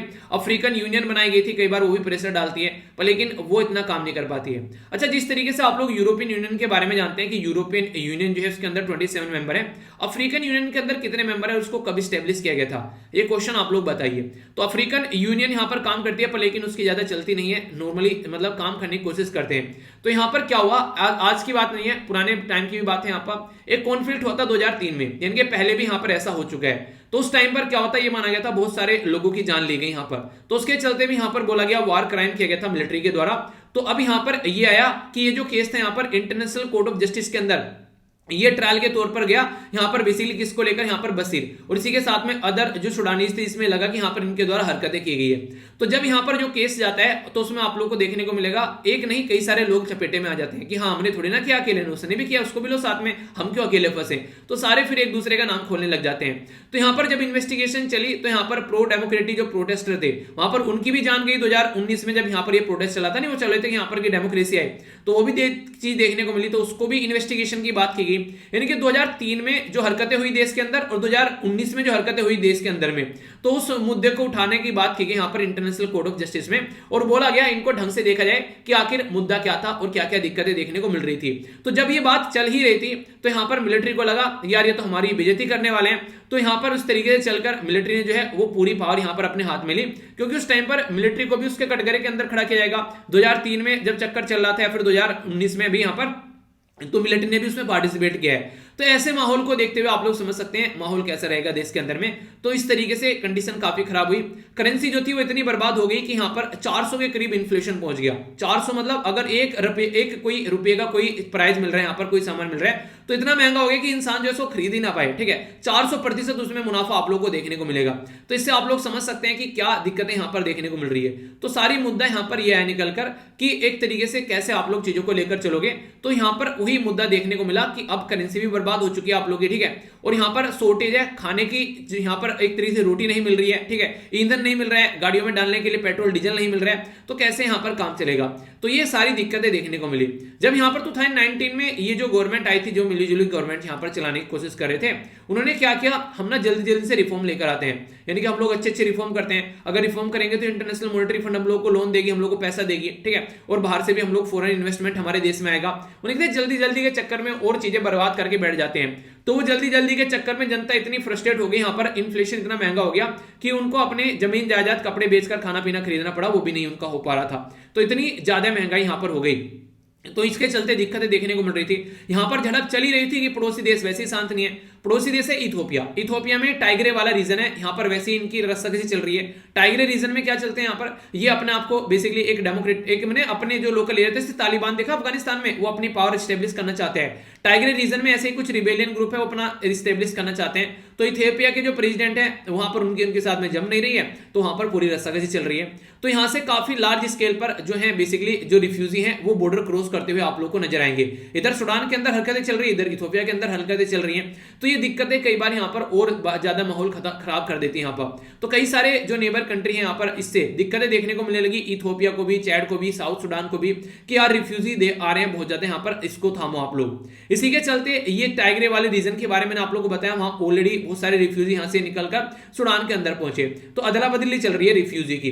तो इसके चलते दिक्कतें जो रही हैं वो काफी ज्यादा प्रॉब्लम क्रिएट कर रही है। ये एक अकेला मुद्दा नहीं है, और देखने को मिलेगा। एक पर्टिकुलर डैम बनाया जा रहा है इथियोपिया के द्वारा, जो कि काफी बड़ा डैम है यहाँ पर। ये किसके ऊपर, ये है बेसिकली लेक टना, याद रखिएगा इंपॉर्टेंट है लेक टना। और यहाँ पर आप लोगों को देखने को मिलेगा लेक विक्टोरिया। लेक विक्टोरिया से निकलकर आती है व्हाइट लाइन, और लेक टना से निकलकर आती है ब्लू नाइल। ये दोनों आगे जाकर मिलते हैं कहां पर, खार्तूम के अंदर, जो कि सूडान के अंदर है। ठीक है, तो ये भी इंपॉर्टेंट क्वेश्चन पूछे जा चुके हैं कई बार। आगे बढ़ते होते फिर असवांग डैम आप लोगों को देखने को मिलेगा, इजिप्ट में बनाया जा रहा है। इससे पहले एक डैम बनाने की कोशिश कर रहे हैं यहाँ पर इथियोपिया के अंदर में, और आगे चलकर ये मेडिटेरेनियन सी में जाकर गिरते हैं। तो ये मुद्दा है यहाँ पर। तो ये लेक है, लेक विक्टोरिया और लेक टना, दोनों मिलती हैं जाकर कहां पर, ये खार्तूम के अंदर में, और फिर आगे मेडिटेरेनियन सी में, और ये हो गया रेड सी। तो ये मैप इतना इंपॉर्टेंट है यहाँ पर, पता नहीं कितने क्वेश्चन पास में पूछे जा चुके हैं। तो एक बार बैठकर तसल्ली से अगर किसी भी पॉइंट को आप लोग क्लियर कर लोगे तो फिर कोई कंफ्यूजन आप लोग को देखने को मिलेगा, तो आप लोग अच्छे से चीजों को याद भी कर पाओगे। तो जैसे ही यहाँ पर ये एक मुद्दा ये चल रहा है, इनकी झड़प चल रही है कि यार आप लोग कैसे करने की कोशिश कर रहे हो। तो ये भी एक मुद्दा है कि इसको डैम को बोल रहे हैं, सारा पानी रुक जाएगा, यहाँ पर आगे पानी कैसे आएगा। तो इसके चलते बातें की जा रही है। जैसे ही यहां पर अभी ये मिलिट्री कू किया गया, यूएसए ने तुरंत 700 मिलियन जो एड ये यहां पर सूडान को प्रोवाइड कराते थे, वो सारा पैसा यूएसए ने रोक दिया। इसके चलते और दिक्कत देखने को मिली। बोला कि पहले इलेक्ट्रिक जो यहां पर इलेक्टेड जो गवर्नमेंट है उसको रिस्टोर करो, तब जाकर हम लोग तुमको पैसा देंगे।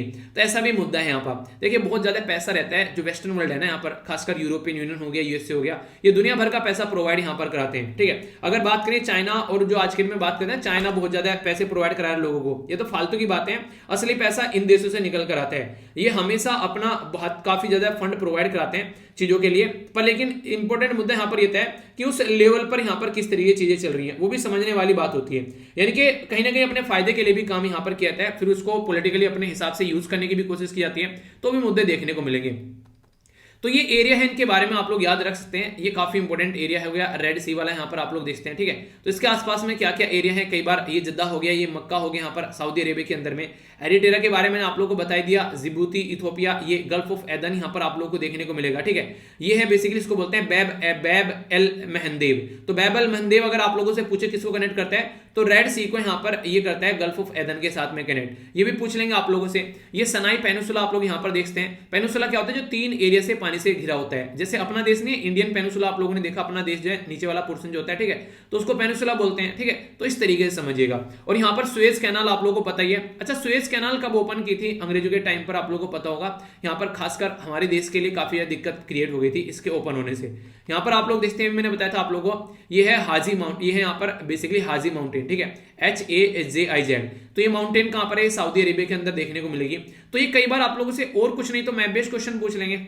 ये रीजन यूज में तो पूछेंगे नहीं, साउथ सुडान में मिलिट्री हुआ है, आप लोगों से मैप बेस्ड क्वेश्चन बन जाएगा यहाँ पर कि ये क्या है, स्टेट ऑफ ये महदेव, ठीक है। तो ये एक पर्टिकुलर बॉडी आप लोगों से पूछ ली जाए तो इसके बारे में मोटा मोटा सा आइडिया आप लोग रखोगे तो कंफ्यूजन आप लोगों को नहीं देखने को मिलेगा। तो मैप को आप लोग जरूर निहारा करो, कोई भी कंफ्यूजन हो तो उसको दूर किया करो, ठीक है। इस तरीके से चीजों को लेकर चलना है। ओके, आगे चलते हैं। अभी यहाँ पर मैंने बताया था ना आप लोगों की ताई हमारे देश में आई है, तो कैथरीन ताई जो है वो पीयूष गोयल साहब से मिल रही है। तो अभी इंडिया और यूएसए के जो रिलेशन है उसको सुधारने की बात की जा रही है। तो मार्केट एक्सेस होनी चाहिए एक दूसरे को। एक तो सबसे बड़ा मुद्दा ये है कि यहाँ पर एक दूसरे के ऊपर जो प्रतिबंध लगा रखे हैं, कई सारे टैरिफ लगा रखे हैं, डोनाल्ड ट्रंप साहब ने रायता फैलाया था, उसको समेटने की बात कर रहे हैं, ठीक है। एक्शन प्लान की बात की जा रही है ताकि agriculture, non agriculture good service जो है या फिर जो एक दूसरे के साथ में सॉल्यूशन निकाल सके मिलकर। तीसरा इंपॉर्टेंट मुद्दा यहाँ पर ये आईटी वर्कर, ये काफी इंपॉर्टेंट है। देखिए हमारे देश में ना काफी सारी लेबर फोर्स रहती है। नॉर्मली क्या करते हैं, जब भी हम लोग फ्री ट्रेड एग्रीमेंट के बारे में बात करते हैं तो सारी कंट्री क्या कोशिश करती है कि हमारे देश में आकर प्रोडक्ट तो बेच दे अपना, कि हाँ उन्होंने मतलब बड़े बड़े अच्छे कपड़े बनाए, जूते बनाए, घड़ी बनाई, मोबाइल फोन बनाए। तो इंडिया मार्केट है, दुनिया भर के लोग हैं, उनको क्या करते हैं, उनको जरा सा आप लोग सेल प्रोवाइड करा दो, 10% की छूट चल रही है, भाग भाग के सामान खरीद लेते हैं। तो इंडिया को मार्केट की तरीके से इंडिया में अपना सामान लाकर बेचते हैं दबाकर। पर लेकिन इंडिया क्या चाहता है, हमारा देश ये चाहता है यार जब भी आप लोग फ्री ट्रेड एग्रीमेंट साइन करो उसमें ना लोगों का भी एक तरीके से आवागमन होना चाहिए। हमारे देश में लेबर इतनी फोर्स इतनी ज्यादा है जिसकी कुछ हद नहीं है, तो हम लोग लेबर फोर्स लोगों को प्रोवाइड करा सकते हैं। अभी फिलहाल अगर बात करें, फ्रांस हो गया, जर्मनी हो गया, और भी कई सारी ऐसी कंट्री है यूरोप के अंदर में जो हमारी कंट्री की लेबर फोर्स को एक्सेप्ट कर रही है। और यूरोप के अंदर लेबर फोर्स जरूरी भी है, क्यों? क्योंकि यूरोप की जो पॉपुलेशन है वो बूढ़ी हो रही है, ठीक है। वहां पर जो लोग हैं वो बुजुर्ग हो रहे हैं, उनकी एज बढ़ रही है, और उनकी जो बेसिकली जो नए नए जो बच्चे पैदा वो कम कर रहे हैं काफी, क्योंकि पॉपुलेशन को नहीं कंट्रोल करने के मुद्दे में है। तो इंडिया के अंदर यंग जनरेशन है, डायनामिक जनरेशन है, तो हम लोग क्या करते हैं, हम लोग अपनी लेबर फोर्स वहां पर भेजते हैं कई बार। तो ये कई सारे ऐसे एग्रीमेंट हम लोग हमारे देखने को मिलते हैं, तो ये काफी इंपॉर्टेंट रहता है। तो अगर पूरे यूरोपियन यूनियन के अंदर हम लोग इस तरीके से लोगों को भेजने लगे तो बहुत सारे लोगों को हमारा जो व्यापार एक तरीके से बढ़ता हुआ नजर आएगा और हमारे लोगों को जॉब भी मिलेगी। तो इसी के चलते अभी रिसेंटली कई सारे ऐसे मुद्दे निकल कर आते हैं कि फ्री ट्रेड एग्रीमेंट के बारे में बात करो तो वो गुड्स को बोलते हैं कि इंडियन मार्केट में गुड्स आएगा, तो हम लोग बोलते हैं हमारे जो लोग हैं वो भी आप लोग वहां जाएंगे काम करने के लिए, उनको आप लोगों को बेसिकली रास्ता प्रोवाइड कराना पड़ेगा। इसी के साथ में जो ये रहते हैं स्किल्ड लेबर फोर्स के बारे में बात करते हैं, तो इसी के चलते हमारी कंट्री में कई सारे प्रोग्राम भी चला रखे हैं, स्किल इंडिया और वो सब चीजें। तो उनका ये रहता है कि अगर स्किल वाले प्रोग्राम चलाएंगे तो लोगों तक चीजें पहुंच पाएगी, यानी कि लोग जो है हम लोग उनको पहुंचा पाएंगे। वरना ऐसे थोड़ा ना कि एक इंसान है जिसको पता ही नहीं है कुछ भी, बिल्कुल उसको ले जाकर आप लोग बैठा दो यूरोप के अंदर में, तो वो क्या करेगा, वहां पर कुछ नहीं करेगा, चोरी चकारी करेगा, एक दूसरे के साथ में लड़ेगा भिड़ेगा, तो सारी चीज देखने को मिलेगी, तो अपना पेट पालने के लिए। पर लेकिन अगर पढ़ा लिखा स्किल्ड लेबर फोर्स अगर जाएगी तो अपनी कंट्री के अंदर रेमिटेंस आएगा। रेमिटेंस मतलब जो विदेशों में हमारा कोई इंसान जाकर रहता है और फिर अपने घर पैसा भेजता है, तो वो रेमिटेंस आप लोगों को देखने को मिलेगा। तो अपनी कंट्री की इकोनॉमी के लिए वो काफी इंपॉर्टेंट आप लोगों को देखने को मिलता है। तो हमारे देश में दुनिया में सबसे ज्यादा रेमिटेंस आता है। तो ये कई सारे मुद्दे, तो इसलिए हम लोग बोलते हैं कि आईटी जो यहाँ पर होफ की आईटी जो वर्कर्स हैं या उनकी लेबर फोर्स है उनको भी यहां पर प्रोवाइड कराया जाए और एक सिक्योरिटी देखने को मिले। दूसरा एक सबसे बड़ा मुद्दा यहां पर ये देखने को मिल रहा है, अभी कोविड-19 के चलते चाइना के ऊपर काफी सारी डिपेंडेंसी थी, यानी कोई आज के डेट में ना कि मेडिकल कोई सप्लाई ले रहा है, ठीक है। एक सेकंड, दूसरी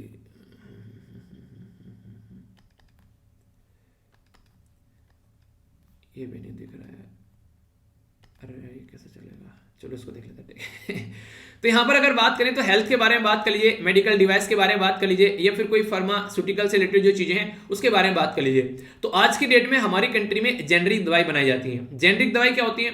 जेनरिक दवाई होती है जब कोई पेटेंट जो होता है वो एक्सपायर हो जाता है लगभग 18 से 20 साल के बाद में, तो फिर उसको बनाने के लिए बेसिकली सबको इन्फॉर्मेशन प्रोवाइड कराई जाती है।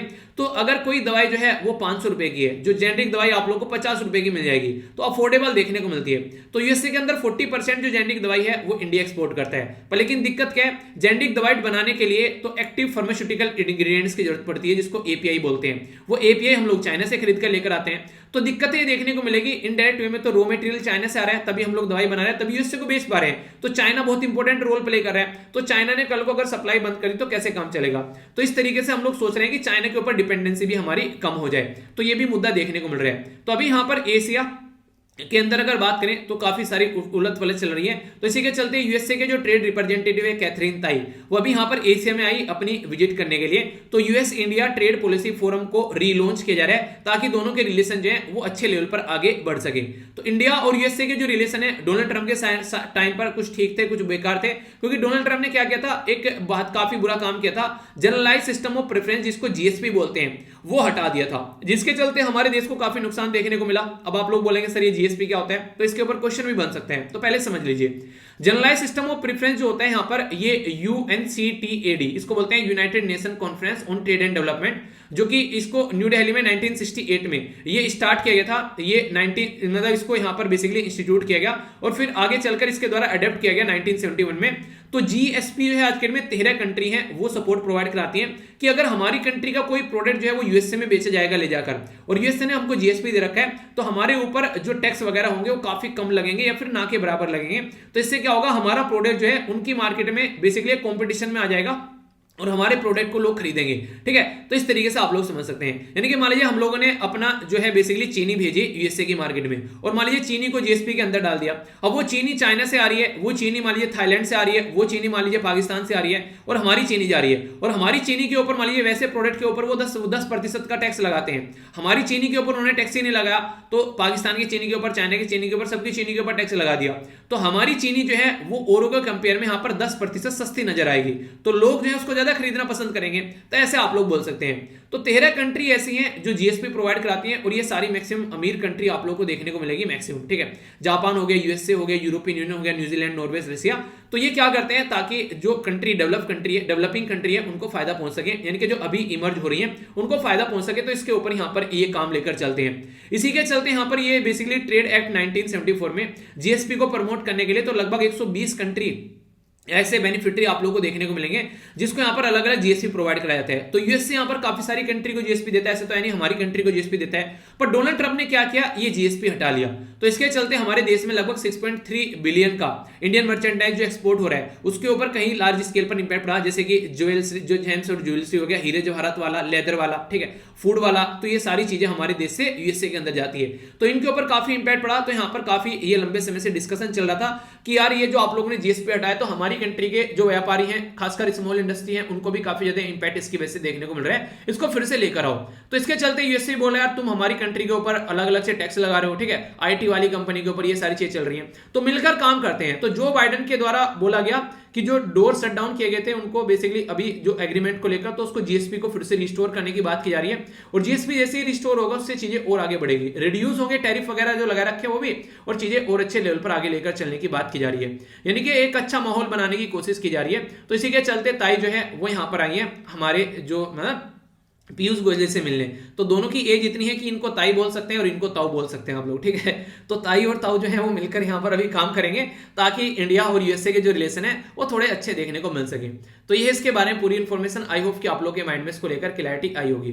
तो कोई भी कंफ्यूजन आप लोगों को नहीं होना चाहिए, कोई कंफ्यूजन होगा तो जरूर बताएगा, फिर उसको सोल्व किया जाएगा, ठीक है। आइए अब आगे चलते हैं, यहाँ पर न्यूज एनालिसिस वाला पोर्शन देखेंगे जो काफी इंपॉर्टेंट है, कई सारे क्वेश्चन आप लोगों से डायरेक्ट बन जाते हैं। सबसे इंपॉर्टेंट मुद्दा एक यहाँ पर जो निकल कर आ रहा है वो है यहाँ पर अभी क्या चल रही है बात, बेसिकली ये बात चल रही है यहाँ पर हमारी कंट्री में एक भारत गौरव करके, ठीक है। तो याद रखिएगा भारत गौरव स्कीम चलाई जा रही है रेलवे के द्वारा। तो डायरेक्ट क्वेश्चन बन जाएगा किसके द्वारा चलाई जा रही है और क्यों चलाई जा रही है, तो उसके बारे में समझ लेते हैं। भारत गौरव जो है बेसिकली यहाँ पर जो स्कीम चलाई जा रही है ये एक थीम बेस्ड सर्किट बनाने की बात की जा रही है। तो जैसे रामायण सर्किट होता है ना उसी तरीके से यहाँ पर काम करेगी।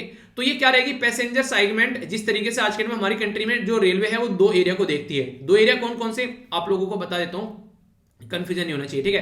एक एरिया तो रहता है पैसेंजर वाला जो लोगों को लाने ले जाने वाला, और दूसरा एरिया आप लोगों को देखने को मिलेगा सामान ढोने वाला। अभी यहाँ पर टूरिज्म को अलग से सपोर्ट किया जाएगा तीसरा सेगमेंट ऐड करके। तो यहाँ पर इस तरीके से आप लोगों को देखने को मिलेगा कि यहाँ पर तीसरा सेगमेंट ऐड किया जाएगा, जिसके चलते जो सर्विस प्रोवाइड कराने वाले हैं, जैसे गुरु कृपा के नाम से ट्रेन चलाई जा रही है, ऐसे यहाँ पर लॉर्ड राम के नाम से ट्रेन चलाई जा रही है। बुद्धिस्ट सर्किट आप लोगों को देखने को मिलता है, जिसमें नेपाल और कई जगह जो इंडिया में जो यूपी और बिहार में कई सारे एरिया को कनेक्ट करने के लिए बुद्धिस्ट सर्किट यहाँ पर। तो इस तरीके से सर्विस प्रोवाइड कराने वाले आएंगे अलग अलग, तो उनको किस तरीके से लेकर चलना है, पर लेकिन अभी कैसे शेयर करेंगे चीजों को उसके बारे में इंफॉर्मेशन नहीं दी गई है, तो वो एक अलग मुद्दा भी आप लोगों को देखने को मिलेगा। तो भारत गौरव क्या है, ये डायरेक्ट आप लोगों से क्वेश्चन बन सकते हैं, किसके द्वारा स्टार्ट किया जा रहा है और क्या इसके पीछे रीजन है, ठीक है। ये एक इंपॉर्टेंट पॉइंट होगा और ये जरूर याद रखिएगा, क्वेश्चन बन जाते हैं। आगे चलते हैं, यहां पर ये भी काफी इंपॉर्टेंट यहां पर बन जाता है। क्रिप्टो करेंसी काफी ज्यादा न्यूज में है। अभी फिलहाल क्या किया जा रहा है हमारे देश में क्रिप्टो करेंसी के मुद्दे पर, अभी यहां पर एक बिल लाने की कोशिश की जा रही है। इसको बोलते हैं यहां पर crypto currency regulation official digital currency bill 2021। तो ये जो बिल है यहां पर ये माना जा रहा है, देखिए अभी पब्लिक में कुछ नहीं है तो आप लोगों को टेंस होने की जरूरत नहीं है। इसके ऊपर बहुत सारे आर्टिकल आएंगे, आप लोगों के एडिटोरियल आएंगे, तो आगे भी कई बार इसको कवर किया जाएगा काफी डिटेल में बैकग्राउंड के साथ में, तो टेंशन लेने की जरूरत नहीं है। जैसे जैसे चीजें आगे बढ़ेंगी तो ये रेगुलर न्यूज में रहेगा। अभी हमारी कंट्री का जो विंटर सेशन स्टार्ट होने वाला है, देखिए पार्लियामेंट के 3 सेशन होते हैं। एक को बोलते हैं आप लोग क्या, एक को बोलते हैं आप लोग बजट सेशन, फिर आता है बेसिकली मॉनसून सेशन और फिर आता है विंटर सेशन। सबसे बड़ा बजट सेशन होता है, फिर मॉनसून और फिर विंटर सबसे छोटा होता है। तो अभी यहां पर बोला जा रहा है लगभग 25 के करीब दूसरे लो यहां पर लाने की कोशिश की जा रही है। इसमें से एक है crypto currency and regulation official digital currency bill 2021। बोला ये जा रहा है कि इसमें क्या करेंगे, सारी जो करेंसी है यहाँ पर, ठीक है, यानी कि जैसे क्रिप्टो करेंसी है जैसे बिटकॉइन वगैरह, ये सारी जो इथेरियम, ये सारी इनको बैन किया जाएगा। और रिजर्व बैंक ऑफ इंडिया जो है वो अपनी खुद की करेंसी लेकर यहाँ पर आने वाले हैं, यानी कि इनको रोककर अपनी खुद की डिजिटल करेंसी यहाँ पर लेकर आने वाले हैं। ऐसी बातें यहाँ पर देखने को मिल रही है। अभी यहाँ पर कैबिनेट के द्वारा इसको पब्लिक में नहीं रखा गया, तो इसके बारे में कुछ भी बोलना वो सही नहीं होगा, तो इसलिए इसके बारे में कुछ भी मत बोलिए। अभी 1-2 दिन के अंदर क्या 29 के बाद में आप लोगों को सारी चीजें सामने आ जाएगी। और क्वेश्चन हमेशा उसी से बनता है जो बिल्कुल कंफर्म है। हवा में जो चीजें चल रही है उससे कभी आप लोगों के क्वेश्चन नहीं बनेंगे। तो इन चीजों को जब तक कंफर्म ना हो जाए तब तक ज्यादा दिक्कत लेने की जरूरत नहीं है। 3 बिल आप लोगों को देखने को मिल रहे थे अभी हमारी कंट्री में जो किसानों से रिलेटेड, तो उनको रिपील किया जाएगा। जो एक्ट थे अब वो बिल बन गए उनको रिपील करने के लिए। तो ये कहां से आता है निकलकर, तो याद रखिएगा अगर किसी को रिपील करना है किसी भी पर्टिकुलर बिल को, तो मैंने बताया था आप लोगों को यहाँ पर एक्ट को, यहाँ पर तो आर्टिकल 245 245वां आर्टिकल आप लोगों को देखने को मिलेगा जो कि रिपील करता है। जैसे कोई बिल लेकर आता है ना तो स्टेट गवर्नमेंट के बारे में, तो रिपील भी यहाँ पर ये वाला आर्टिकल आप लोगों को देखने को मिलेगा। इसी के चलते यहां पर जैसे यहां पर बात की जा रही है सीवीसी के बारे में, तो सेंट्रल विजिलेंस कमीशन 2003, इसी के साथ में यहां पर बेसिकली किसके बारे में, सेंट्रल ऑफ ब्यूरो इन्वेस्टिगेशन बोला गया था ना। इनका जो टाइम पीरियड है वो 1-1 साल बढ़ाया जाएगा। तो 1-1 साल बढ़ाया गया, बोला गया था यार 1-1 साल क्या होता है, एक साथ बढ़ा दो ना 5 साल। तो उसके बारे में मुद्दा चल रहा था, तो वो भी एक है। एक शाहरुख खान के बेटे से रिलेटेड जो अभी काफी बड़ा केस निकल कर आया था, तो narcotics drugs and psychotropic substance, ये वाला भी यहां पर बिल रखा जाएगा। क्यों? क्योंकि ये बोला जा रहा है अगर कोई ऐसी हरकतें करता हुआ पाया जाता है उसको आप लोगों को हॉस्पिटल भेजना चाहिए, ना कि जेल, क्योंकि वो एक मरीज बन चुका है ना, वो नशे का आदी हो चुका है। तो इसके बारे में भी देखने को मिलेगा। पेगासस वाला मुद्दा भी काफी ज्यादा निकलकर सामने आ रहा है। पेगासस नहीं था एक जो अभी जो वायरस यूज किया गया था। अच्छा, पेगासस यहां पर हुआ है, किस देश का है यहाँ पर ये बताइए जरा आप लोग, ठीक है। तो पेगासस वायरस किस देश का है, चलिए मैं बताता हूं, इजराइल का है। कौन सी कंपनी का है ये आप लोगों को बताना है। तो ये कई सारे मुद्दे देखने को मिले थे, बोलता प्राइवेसी का हनन हो रहा है, तो वो भी एक इशू निकल कर आया। तो बहुत सारे ऐसे इशू हैं जो पार्लियामेंट में भी आप लोग को देखने को मिलेंगे, ठीक है। ये मुद्दा था। एक और मुद्दा यहां पर निकल कर आ रहा है ट्रू कॉलर के बारे में। ये इकोनॉमी का भी मुद्दा आप लोगों को देखने को मिल सकता है। ट्रू कॉलर आप लोगों में से किस किस के मोबाइल में है, अच्छा बताइए आप लोगों के मोबाइल में ट्रू कॉलर है कि नहीं है। टोटल 300 मिलियन के करीब लोग जो हैं ट्रू कॉलर आज के में ऑल ओवर वर्ल्ड में देखने को मिलेंगे। ट्रू कॉलर क्या होता है, बेसिकली आप लोग चेक कर सकते हैं ये किसका नंबर है, किसी ने उसको सेव कर रखा होगा, ठीक है। तो यहां पर क्या होता है, हालांकि वो नाम सही नहीं बताते कई बार, कई सारे लोग अपना ही नाम अपने ट्रू कॉलर में गलत सेव कर लेते हैं, ठीक है, ताकि कोई पहचान ना पाए। तो जुगाड़ तो सबके हैं, ठीक है। कई सारे लोग क्या करेंगे, दूसरे का नाम जो है ट्रू कॉलर में रखते हैं। जैसे किसी ने मान लिया कोई नाम है ए, ठीक है, उसने रख दिया उसका A+, उसने रख दिया किसी ने यहाँ पर A-, यानी कुछ भी नाम आप लोग रख दो एक तरीके से, तो वो चीजें आप लोग को देखने को मिलेगी। तो ट्रू कॉलर जो है 2009 में लाया गया था, तो 100 मिलियन के करीब इसके जो व्यू पहुंचे थे यहाँ पर 2017 में। अभी यहाँ पर ये स्वीडिश कंपनी है, ये कहां की कंपनी है, स्वीडन की कंपनी है। यहाँ पर इसमें जो कंपनी का जो ग्रोथ है रिवेन्यू में 129% इसमें बढ़ा और 111% यहाँ पर इंडिया से इसका जो ग्रोथ निकल कर आया। यानी कि हमारे देश में काफी सारे लोग आप लोग को देखने को मिलेंगे इसको यूज करें। इवन आज की डेट में इसके ऊपर कई सारी फैसिलिटी प्रोवाइड कराई जा रही है। बोला जा रहा है आर्टिकल में कि ट्रेन की बुकिंग वगैरह और भी कई सारी लोकल सर्विस के साथ में इन्होंने अपने आप को ऐड कर लिया, जिससे काफी सारी चीजें और अच्छी देखने को मिल रही है। तो ये ट्रू कॉलर जो आप लोग ऐप यूज करते हैं उसी के बारे में यहाँ पर ये इन्फॉर्मेशन थी, ठीक है। क्वेश्चन कई बार बन जाते हैं, कंफ्यूजन नहीं होना चाहिए। आगे बात करते हैं यहाँ पर अभी जो जयललिता जी की जो डेथ देखने को मिली थी, मतलब डेथ हुई थी जयललिता की 2016 में, तब काफी सारे मुद्दे सामने निकल कर आए थे कि चीजों को कैसे लेकर चलना है। उनको माना जाता है कि उनकी डेथ हुई नहीं है, एकदम हालत खराब हो जाना, तो कहीं ना कहीं कोई कॉन्स्पिरेसी थी उसके पीछे, तो उसके बेसिक पे अभी चेक करने की बात की जा रही है, ठीक है। अभी जो जॉब के स्कैम चल रहे हैं, कहीं पर कोई भी पेपर होता है उसके पेपर बेसिकली क्या होते हैं, आउट हो जाते हैं। तो बोला जा रहा है ये व्यापम का जो स्कैम होता है उससे भी ज्यादा बड़ा हो चुका है। अभी एसएससी के कोई पेपर हो रहा है, ठीक है, हरियाणा के अंदर खासकर माना जा रहा है कि ये बहुत बड़ा गिरोह आज की डेट में देखने को मिल रहा है। तो इसके चलते यहाँ पर इसके ऊपर काम करना चाहिए, जहां से बहुत सारी दिक्कतें निकल कर आ रही है। आप लोगों की क्या मानने हैं, आज के डेट में लोअर एरिया में जो एग्जाम होते हैं उनमें दिक्कतें देखने को मिलती है कि नहीं मिलती है, येस या नो, आप लोग अपना एक्सपीरियंस शेयर कर सकते हैं। आगे यहाँ पर बात की जा रही है एमएसपी के बारे में, गांजा उगाया जाता है कुछ लोगों के द्वारा, तो यहां पर बोल रहे हैं अगर हमारी क्रॉप का एमएसपी मिलना स्टार्ट हो जाएगा तो गांजा उगाना बंद कर देंगे, क्योंकि कई सारे लोग जो हैं वो मजबूरी में करते हैं। तो इसी एक्ट के तहत बात की जा रही है, जो कि नारकोटिक्स ड्रग्स एंड साइकोट्रोपिक जो सब्सटेंस एक्ट है 1985 का, जो मैंने अभी आप लोगों से बताया यहाँ पर, यही एक्ट के थ्रू यहाँ पर चीज देखने को मिलती है। ठीक है, बाकी ये आप लोग देखते हैं काफी बुरी कंडीशन यहाँ पर नजर आ रही है। कहां पर है यहाँ पर ये विलेज, ये है बेसिकली आंध्र प्रदेश के अंदर में। तो देख सकते हैं बिल्कुल पानी पानी हो गया सब जगह, तो बहुत ही बुरी सिचुएशन आप लोग बोल सकते हैं। ठीक है, एक आर्टिकल है यहाँ पर सेंट्रल विस्टा के बारे में। तो सेंट्रल विस्टा का जो प्रोजेक्ट है वो आगे चल रहा है, अभी यहाँ पर वाइस प्रेसिडेंट के हाउस भी वहां पर बनाए जा रहे हैं। ठीक है, तो इसके बारे में आप लोगों को याद रखना है, यहाँ पर जो कॉन्ट्रैक्ट है वो है टाटा प्रोजेक्ट लिमिटेड। ठीक है, जो इसका डिजाइन तैयार किया गया ये HCP डिजाइन, जो इसके द्वारा यहाँ पर इसका आर्किटेक्चर तैयार किया जा रहा है। ठीक है, वैसे ढांचा किसके द्वारा बनाया गया ये आप लोगों को बताना है। इसके अंदर काफी ज्यादा खर्चा आने वाला है। लोकसभा की 880 सीट, 888 सीटें यानी कि 888, और यहाँ पर 384 जो है यहाँ पर राज्यसभा की सीटें आप लोग को देखने को मिलेगी। 3 एरिया में तो नॉर्मली आप लोग को ये सिस्टम नजर आएगा, लोकसभा, राज्यसभा और सेंट्रल लॉज। तो इसमें यहाँ पर पीकॉक, लोटस और जो बनियान है ये ट्री आप लोगों को यहाँ पर देखने को मिलेंगे। टोटल एरिया काफी बड़ा है जो कि यहाँ पर आप लोग को नजर आएगा। पुराने वाले भी आप लोग याद रखिएगा, सेंट्रल विस्टा जो पुराना बनाया गया था, आखिर सेंट्रल विस्टा जो शब्द यूज कहते हैं इसमें क्या क्या आता है, तो राष्ट्रपति भवन आता है, पार्लियामेंट हाउस आता है, नॉर्थ साउथ ब्लॉक आप लोगों को देखने को मिलेगा, इंडिया गेट और नेशनल आर्काइव जो ऑफ इंडिया है वो आप लोगों को देखने को मिलेगा। पुराने वाला जो बनाया गया था ये 1911 में जब किंग जॉर्ज V दिल्ली दरबार सजाया गया था और कोलकाता से दिल्ली जब कैपिटल ट्रांसफर किया गया था, उस टाइम पर यहाँ पर इनका राज तलक किया गया था। ठीक है, तो यहाँ पर ये हमारी कैपिटल जो दिल्ली आ गई थी। तो यहाँ पर जो इंडियन जो यहाँ पर एडविन लुटियन और हार्बर्ट बेकर के द्वारा इसको तैयार किया गया था। हार्बर्ट बेकर ने हमारा ही नहीं, इन्होंने पार्लियामेंट जो है बेसिकली साउथ अफ्रीका की भी ये पार्लियामेंट जो तैयार की थी ये भी इन्हीं के द्वारा तैयार की गई थी।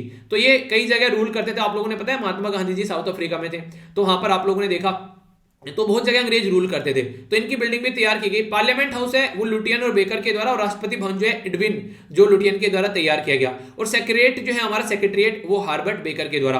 तो हिस्ट्री के क्वेश्चन कई बार यहाँ पर आप लोगों से बन जाते हैं, फ्रीक्वेंटली कई बार आप लोगों से पूछे भी गए हैं पास्ट में, तो कंफ्यूजन आप लोगों को इसको लेकर नहीं होना चाहिए। ठीक है, बाकी ये पॉलिटिकल मुद्दे चल रहे हैं। ममता बनर्जी जी की पार्टी में जो है कीर्ति आजाद आ गए हैं। ये वही कीर्ति आजाद है जो पहले बीजेपी में जाकर जुड़े थे और उन्होंने अरुण जेटली जी के खिलाफ उल्टी सीधी बातें बोली थी। क्यों? क्योंकि ये माना जा रहा था कि दिल्ली जो डिस्ट्रिक्ट क्रिकेट एसोसिएशन है उसमें करप्शन था और अरुण जेटली जो थे वो उसके बेसिकली चेयरपर्सन थे उस टाइम पे।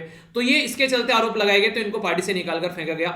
उसके बाद में इन्होंने कांग्रेस ज्वाइन कर ली इलेक्शन से पहले, पर लेकिन ये हार गए, तो अब जाकर ये तृणमूल कांग्रेस ज्वाइन कर रहे हैं। ठीक है, तो ये एक प्लेयर है बेसिकली, इनके बारे में आप लोगों ने थोड़ा बहुत हल्का सा आइडिया रख सकते हैं। ठीक है, आगे चलते हैं। यहाँ पर ये बात की जा रही है किसके बारे में, ये है यहाँ पर चामुंडी। ठीक है, तो डेवलपमेंट के बारे में बात की जा रही है। तो यहाँ पर इसके चलते जो पर्टिकुलर ये एरिया है, तो चामुंडी हिल एरिया आप लोगों को देखने को मिलेगा। ठीक है, मैसूर के अंदर में। तो हमारी कंट्री में एक स्कीम है जिसको बोलते हैं प्रसाद स्कीम, पिलग्रिमेज रिजुविनेशन जो स्पिरिचुअल हेरिटेज आर्गुमेंटेशन, ये ड्राइव आप लोगों को देखने को मिलेगी। इसके चलते हमारे देश में किया गया था कि कई सारी सिटीज जो है उनको ढंग से डेवलप करेंगे ताकि वहां पर टूरिस्ट एक्टिविटी को बढ़ाया जा सके। याद रखना 2015 में इसको लॉन्च किया गया था, मिनिस्ट्री ऑफ टूरिज्म के अंडर रहती है, ताकि टॉयलेट की फैसिलिटी अच्छी रहे, रेस्ट रूम रहे, वहां पर लोग बैठे पानी वगैरह पी सके। तो ये सारी चीजें अच्छी कोशिश की गई थी। रेंट का शेल्टर भी, कल को बारिश आ जाती है, तो इसके चलते ये काम था। ठीक है, तो बेसिक इंफॉर्मेशन है, कोई कंफ्यूजन नहीं होना चाहिए।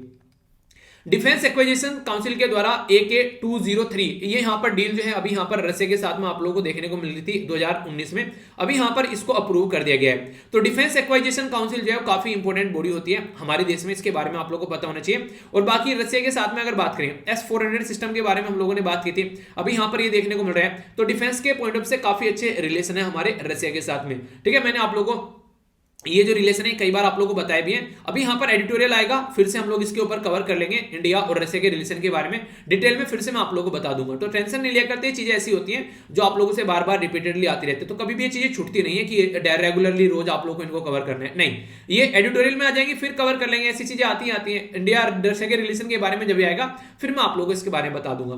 फिलहाल डिफेंस एक्विजिशन काउंसिल के बारे में आप लोग देखते हैं। डिफेंस एक्विजिशन काउंसिल जो है हाईएस्ट डिसीजन मेकिंग बॉडी होती है। इसके बारे में बात करें तो डिफेंस एक्विजिशन काउंसिल के बारे में, तो आर्मी, नेवी, एयरफोर्स के लिए या कोस्ट गार्ड के लिए जो भी यहाँ पर एक्वाइजिशन करना होता है, इनके सामान खरीदना होता है, ये बॉडी पिक्चर में आ जाती है। इसी के साथ में यहाँ पर मिनिस्ट्री ऑफ डिफेंस जो है चेयरमैन आप लोगों को देखने को मिलेंगे यहाँ पर काउंसिल के, और फॉर्म किया गया था यहाँ पर इसको कब, यहाँ पर कारगिल वॉर के बाद में, ये 2001 में। ठीक है, तो यहाँ पर ये नेशनल सिक्योरिटी के पॉइंट ऑफ से ग्रुप ऑफ मिनिस्टर ने इसको रिकमेंड किया गया था। ओके, बाकी यहाँ पर जो वीर चक्र हमारे देश में दिए जा रहे हैं इनके बारे में आप लोगों को पता होना चाहिए। मैंने कल ही आप लोगों को बताया था 3 कैटेगरी में बेसिकली डिवाइड, तो 3-3 आप लोगों को देखने को मिलते हैं, 2 कैटेगरी को 3-3 जगह, एक को मतलब यहाँ पर 2 कैटेगरी में आप लोगों को देखने को मिलेगा और इनके अंदर 3-3 आते हैं। तो तीनों के नाम आप लोगों को बताने हैं, ठीक है, कौन कौन से हैं, क्या क्या है, इसके बारे में पता होना चाहिए आपको।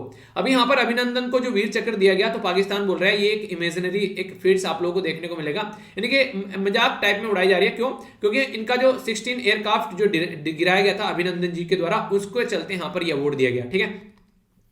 यूएसए ने बोला है कि यहाँ पर लगभग जो 50 मिलियन बैरल के करीब यहाँ पर ये आने वाले टाइम में रिलीज करेगा ऑयल। इससे क्या होगा, आने वाले टाइम में जो ऑयल का प्राइस बढ़ गया था ना काफी ज्यादा, 85 बैरल तक यहाँ पर पहुंच गया था, तो वो चीजें नॉर्मल रहेगी। और खासकर जैसे ओपेक कंट्री होती है, organisation of petroleum exporting country, क्या करती है वो इसका भाव बढ़ाकर रखती है। हमारी कंट्री के लिए काफी इंपॉर्टेंट है। हमारे यहाँ पर कई सारे ऐसे एरिया हैं जैसे विशाखापट्टनम हो गया, मंगलुरु हो गया, ठीक है, पादुर हो गया कर्नाटक के अंदर में, इसी के साथ में यहाँ पर चंदीकोल हो गया और यहाँ पर पादुर हो गया कर्नाटक में।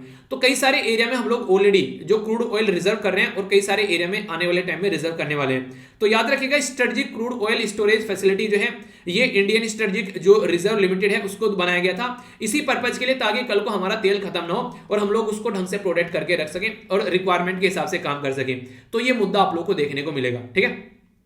बाकी ये वोकैबुलरी है, इनको आप लोग अटेम्प्ट कीजिएगा। 5 आप लोगों को यहाँ पर डेली वोकैबुलरी दे रहा हूं, इनको आप लोग देखिएगा और इसको आप लोग जरूर अटेम्प्ट कीजिएगा। और जो क्वेश्चन पूछा गया उसका आंसर भी मैं आप लोगों को बताऊंगा।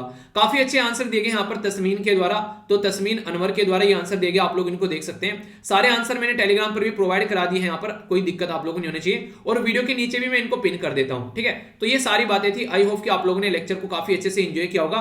कोई भी कंफ्यूजन आता है तो जरूर इसको बताएगा, उसको जरूर दूर किया जाएगा। तो कंफ्यूजन माइंड में नहीं होना चाहिए और अपना एक्सपीरियंस जरूर शेयर करना, जो भी आप लोगों का एक्सपीरियंस है कोशिश ये करना प्लीज यार 1 मिनट से कम की ही वीडियो रखना, 1 मिनट के अंदर अंदर, ठीक है। तो ये है चीजें। आई होप कि कई सारे बच्चे ऑलरेडी सेंड कर चुके हैं, उन्होंने 4-4 5-5 मिनट की वीडियो बना रखी है, तो उसको थोड़ा सा देखिएगा, ठीक है। तो बाकी थंबनेल कैसा लगता है, यही थंबनेल चाहिए या पुराने वाला थंबनेल, इसके बारे में भी आप लोग बताना। तो नेक्स्ट लेक्चर मिलता हूं, तब तक अपना ध्यान रखिए। बड़ों को नमस्ते, छोटों को प्यार, छोटी सी लाइफ एंजॉय करार। मिलता हूं नेक्स्ट लेक्चर में, तब तक के लिए जय हिंद।